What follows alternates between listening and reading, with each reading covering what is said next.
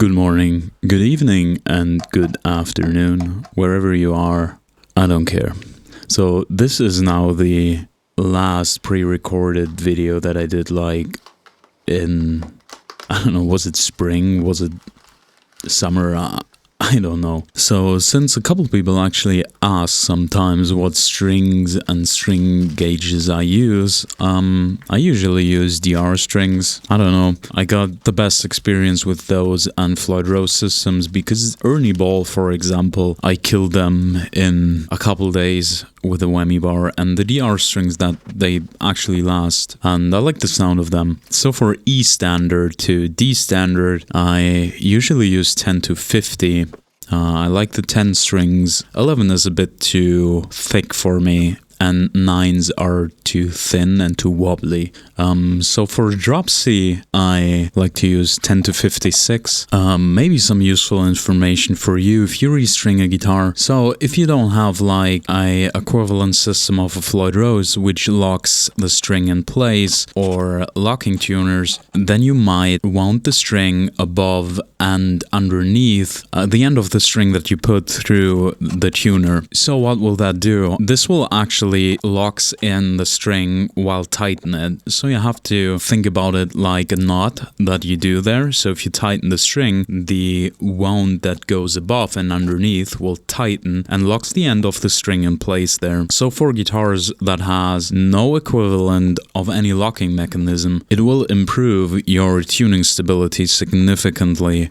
What is actually weird about that Ibanez is the truss rod cover, because it is reflective and there's nothing on this guitar that even looks like chrome or is reflective. So this is actually the only part that is that bright. I don't know why they did choose to have this the only reflecting part of the guitar, which is funny because when shooting the videos, and it will reflect the light and it's kind of annoying, but hey, it's their design choice. I don't know why they just didn't pick a black cover or something. So what we're gonna do is we restring it and set everything up, and then we actually have to send down a couple frets again because some were not on level with others. I think it was only one fret. This happens from time to time or sometimes. So you actually have to check each and every fret when doing a fret job.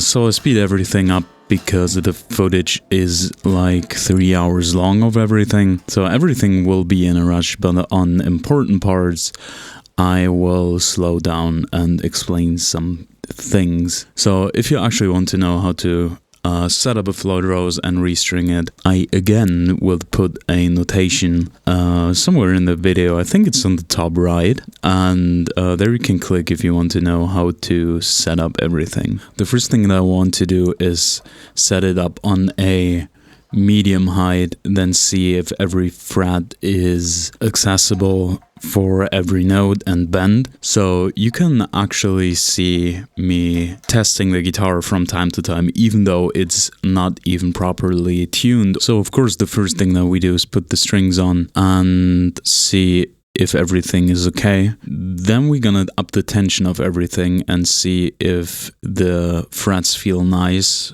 from polishing.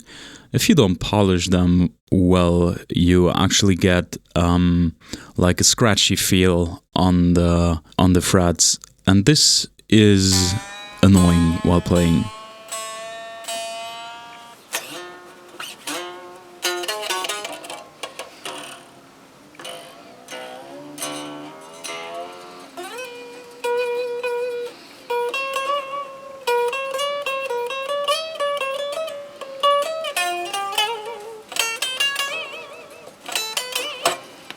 So what I was checking here actually is exactly the parts where when unboxing this guitar I had problems with playing, and those parts are now accessible.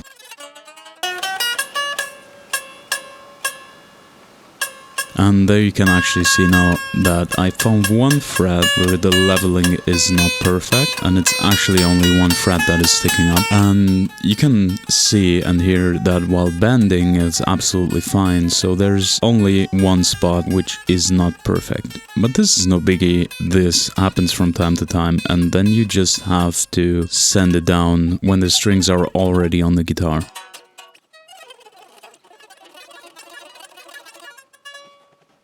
So what you actually do is you take like 1000 grit sandpaper and rip it into a very small piece, and then you can grind down that exact fret. Just keep in mind that the string should be on tension for that, so you don't get any flaws there. If you only do small adjustments, you don't have to polish that fret again. So with 1000 grit, it's absolutely fine. And I actually don't know why it's only that fret. Maybe I was not careful enough while leveling. Maybe that, or things do happen.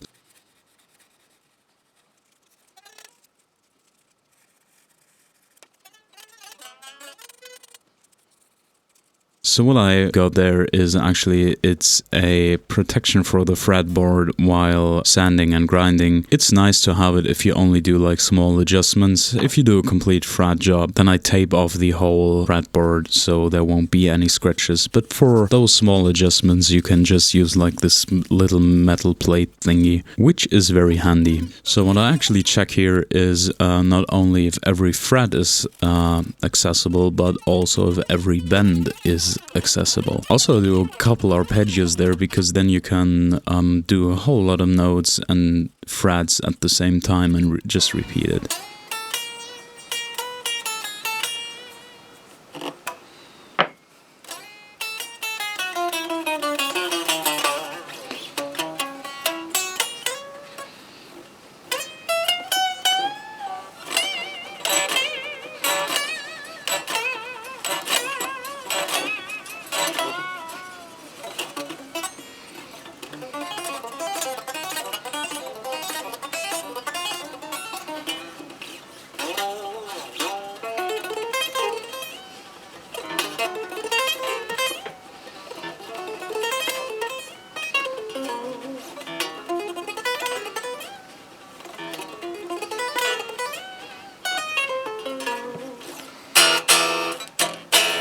Of course, it's not really in tune, so it definitely sounds like shit, but for the mere purpose of checking the fret job, it's actually fine. So what I do now is I set the guitar back on the table, and I will take out the springs to lower the action of the tremolo. You should not move the screws of the height of the tremolo where the knife edges are, because if you change the height while everything is on tension, you will actually damage the knife edges and make them dull, which is something that you definitely do not want to do. So what you should do is take out the springs and then adjust the height and then try it again. Well, that's what I do here. I adjusted the height and now try again every fret if everything is alright. From time to time I check the neck again if everything still stays the same as I set it up, and again this one fret needs more attention and more grinding, and it's only that small edge. Maybe I just missed it with the leveling,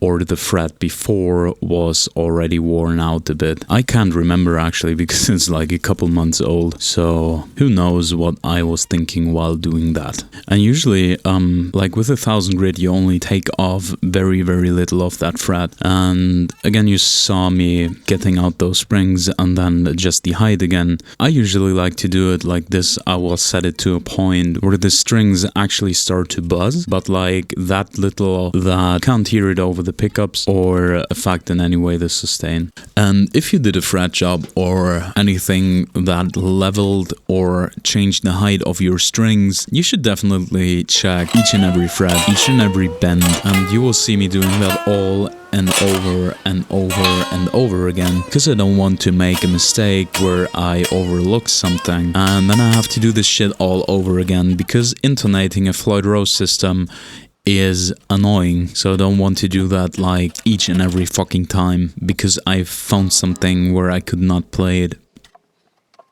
So what I do now, I took my triangle ruler and tried to set up a bit of string height there to modulate where the trem will later be and try the frets again. Now I started noticing that the triangle ruler is not good to set up this Floyd from Ibanez. So what I then like to use lighters for that, basically put them in the back onto the sustain block, but you actually have to find the right lighter to fit. So I take a couple and I actually found something that is the right depth. What you can also do is like craft yourself a piece of wood and put it in there. It's fine too. I'm too lazy for that. So I just use one of my lighters and put them in there. And if you did a fret job or anything that leveled or changed the height of your strings, you should definitely check each and every fret, each and every bend, and you will see me doing that all and over and over and over again, because I don't want to make a mistake where I overlook something and then I have to do this shit all over again, because intonating a Floyd Rose system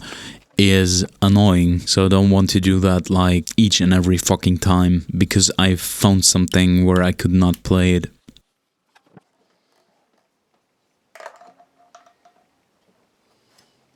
So now because of the lighter is in the back, I can't put it on the table, so I have to put them on my lap and do it like this. What I now do is, since everything is now fine with the frets and with the string height, I set up the intonation. This is a pain in the ass, and I will speed that up significantly because this is very boring. What you basically do is, and I explained that in that Floyd Rose video too, is you set everything up to that point and tension the string that you want to intonate, and then you have to tension the string and loosen the string all the time until you get perfect pitch on the 12th and 24th fret. So to move the saddle, you basically check with the tense string and then loosen the tension, loose the saddle, move it back and forth, tension again, then try again. It's more of a gambling and estimation rather than something like a tuner where you can adjust it easily. For Floyd, this is very annoying part, and people hate that. Also, intonation is a thing that people hate to do, and on a Floyd Rose I can actually get why, because it's more of a gamble thing and try until you get it right. Another thing is, and I mentioned that last time in the video, and I've actually found a video of Bernd when he got that guitar, and he mentioned that there was no tremolo bar when he got it, and he actually wanted to replace that, and I thought the same. And in my spare parts I also have like Ibanez trem bars and tremolos and shit like that, and I tried to find actually the fitting trem bar for that, and I found some that is sort of fitting, but it is not for that trem. And I actually tried to find a replacement trem bar, and I didn't find any. So there is actually that. That's what I meant last time in the last video about you will have actually problems with getting any parts for this tremolo. Then again, what I like about like Goto and all those licensed tremolos that are, let's say, close-ish to a standard Floyd Rose is that you can replace the trem bar completely with some of a different manufacturer, which is not possible for the Ibanez ones, which is mildly infuriating for me because I dislike them. But yeah, you can't win every time.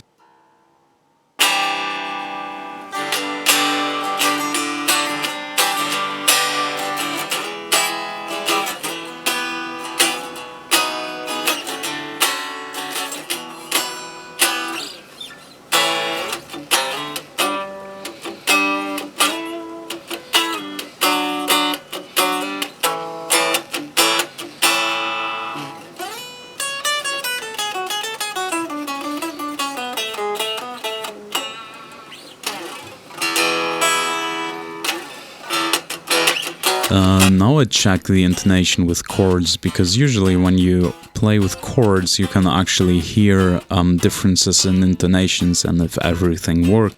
And usually if you use a good tuner and check on the 12th fret and on the 24th if you got one, then you should be definitely fine. And again, after setting up the intonation, you change again string height because you lengthen or shorten the string. So I have to check every frets once again to see if there are anywhere spots which are not accessible. Yeah, also the guitar is not yet tuned, it's only like an estimation of tuning, and it's still, the trem is still blocked in the back. So I now start to tune the guitar, which you absolutely should do in the position where you want to play it. So if you want to play it while sitting, you should tune it in a sitting position and not like on the table, because the Floyd Rose is actually affected by gravity, and so you can check it yourself. Just hit the strings and tilt your guitar back and forth, and you can hear a shift in pitch of each and every string, because the Floyd Rose will actually bend in that direction due to gravity. So if you want to tune it like this, then you might have problems later with tuning stability while laying on the table. So since I've played this guitar now a bit, there's a very poor design choice of Ibanez, which are the dots on the side to mark your fretboards, because the binding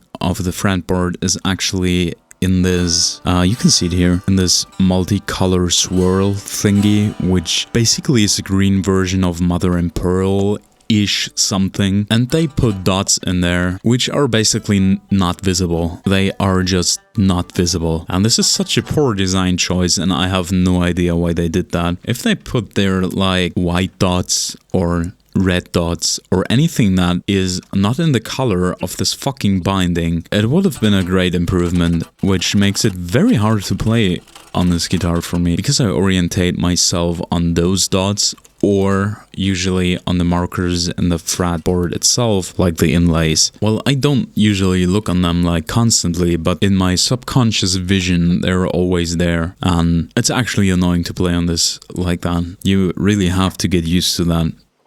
So you don't have to actually use a lighter or something, but anything that is the shape and size that can fit in there, but it should be like out of a material that cannot bend due to pressures. So it should be like wood, metal, thick plastics or something. And lighters are actually very suitable for that, because they come in so many different sizes and shit like that. So I don't have to, let's say for each and every guitar, craft a piece of wood that fit there.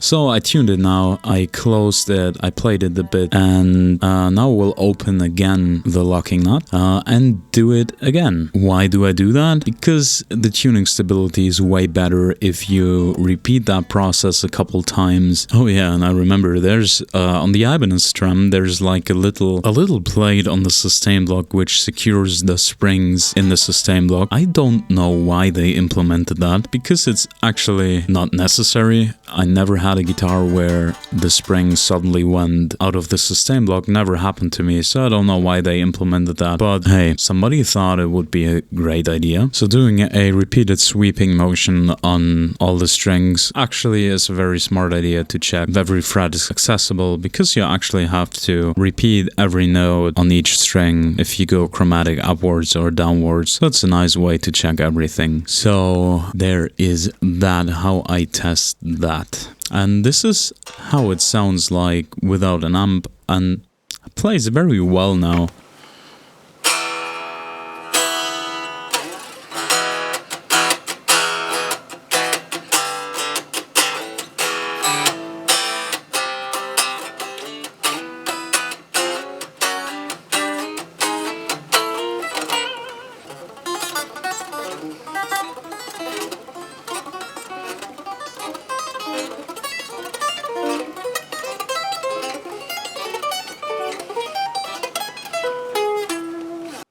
And this is actually the very first time where I played on this guitar, because it was pleasant to play on it now. And the only thing that is left now is checking the sound and talking about the pickups.